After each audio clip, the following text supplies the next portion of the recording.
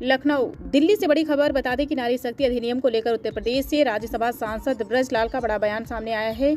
उन्होंने इस अधिनियम को महिलाओं के सशक्तिकरण की दिशा में एक ऐतिहासिक कदम बताया है। ब्रजलाल ने कहा कि यह कानून केवल एक विधेयक नहीं बल्कि समाज में महिलाओं की भागीदारी और सम्मान को बढ़ाने का सशक्त माध्यम है। उनके अनुसार इस अधिनियम के जरिए महिलाओं को राजनीतिक, सामाजिक और आर्थिक क्षेत्रों में अधिक अवसर मिलेंगे। उन्होंने विशेष रूप से संसद और विधानसभाओं में महिलाओं के लिए आरक्षण की व्यवस्था को अहम बताते हुए कहा कि इससे निर्णय लेने की प्रक्रिया में महिलाओं की भागीदारी बढ़ेगी और नीतियां अधिक समावेशी और संतुलित बनेंगी।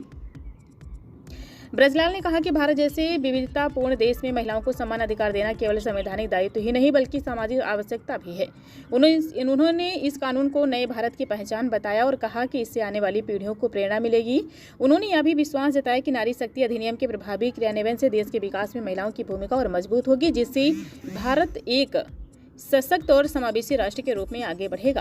ब्रजलाल ने कहा, जब नारी सशक्त होती है तब राष्ट्र मजबूत होता है, यही नए भारत की पहचान है। उन्होंने प्रधानमंत्री नरेंद्र मोदी के नेतृत्व में महिलाओं के सशक्तिकरण को नई ऊंचाइयों तक पहुंचाने की बात भी कही। भारत में 2029 लोकसभा में इसे लागू होना है और इसी में जो हमारा नारी शक्ति बंधन अधिनियम 2023 है उसमें हम संशोधन करने जा रहे हैं। कल से सत्र शुरू होगा, 16, 17, 18 और 18 तक हम इसको पास कर देंगे। उसके बाद लोकसभा में 1/3, विधानसभाओं में 1/3। तो इस तरह से हम पूरे देश में नारी शक्ति बंधनियम के अंतर्गत सीटें रिजर्व। नमस्कार, मैं हूँ टी वाशने और आज हम बात कर रहे हैं आरएनडी की फाउंडर विनीता श्रीवास्तव जी से, जो आज राजभवन कॉलोनी में एकत्रित हुई है महिलाओं के साथ और पूछेंगे उनका मोटिव क्या है। नमस्कार दीदी। नमस्कार यहाँ सभी को।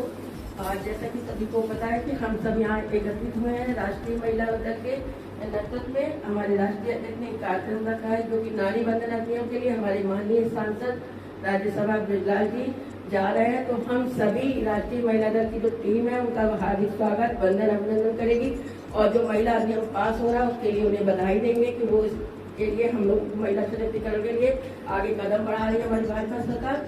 मैं बात करती हूँ हमारी सरोज माँ, जो हमारी बहुत बड़ी समाज सेविका भी है और हम सब लोगों के साथ हर सुख दुख में हमारे साथ रहती है, हमको एक गाइडलाइन देती है और उनके नेतृत्व में ही हम लोग आज यहाँ एकत्रित हुए हैं। बात करते हैं सरोज माँ से। नमस्कार सभी बहनों को। आज हम लोगों के लिए एक विशेष उत्साह का दिन है और एक उत्सव का दिन है।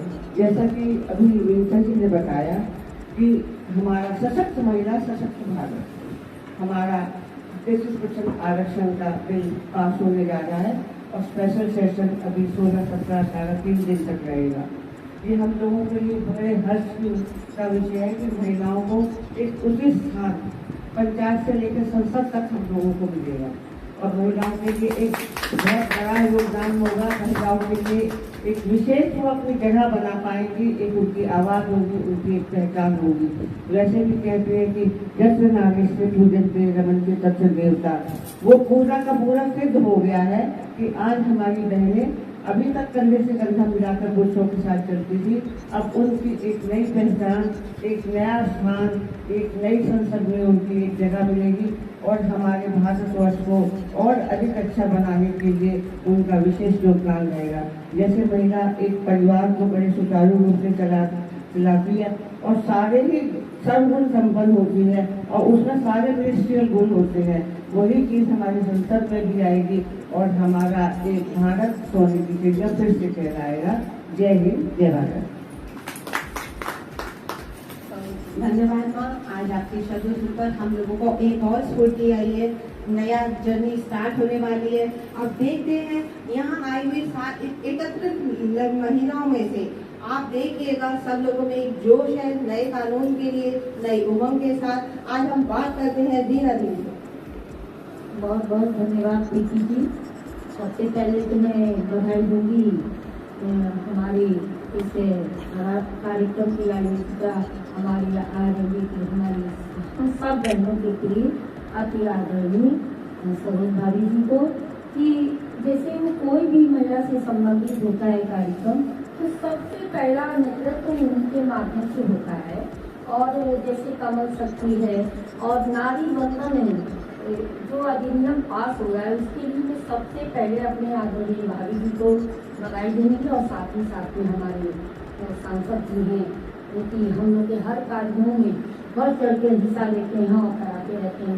आदरणीय अमरीलाल सर जी, मैं उनको भैया बोलती हूँ, तो मैं बहुत बहुत धन्यवाद देती हूँ, बधाई देती हूँ।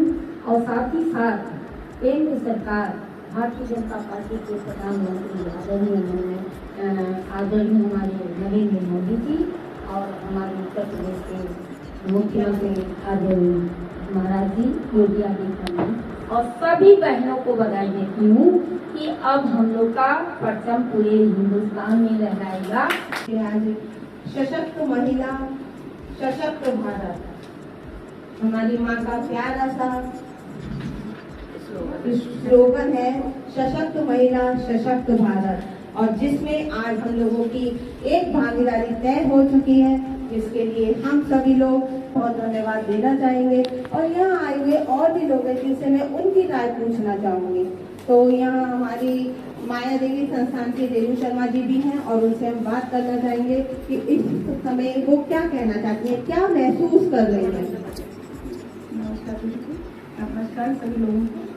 और सबसे पहले तो आज यहाँ पर जो हम लोग इकट्ठे हुए हैं, यही सबसे बड़ा गौरव की बात है कि आज भाभी जी के संघर्ष में जो भाभी जी संघर्ष करी हम लोगों के लिए, तो हम लोग सब भर चढ़ के उनका साथ देने के लिए खड़े हुए भाभी जी का। और सबसे बड़ी बात है कि जो हम लोगों को एक शक्ति मनोबल जो मिलता है वो हमें यहीं से मिलता है, हमारी आदरणीय जी से और हमारे सर जी से, वरना हम लोग तो यहाँ तक पहुँच ही नहीं पाते। आज जो हम लोग यहाँ पर पहुँचे हैं, ये हम लोगों के लिए बहुत गर्व और बहुत गौरव की बात है कि आज हम सब लोग कंधे से कंधा मिला के एक दूसरे के साथ खड़े हैं।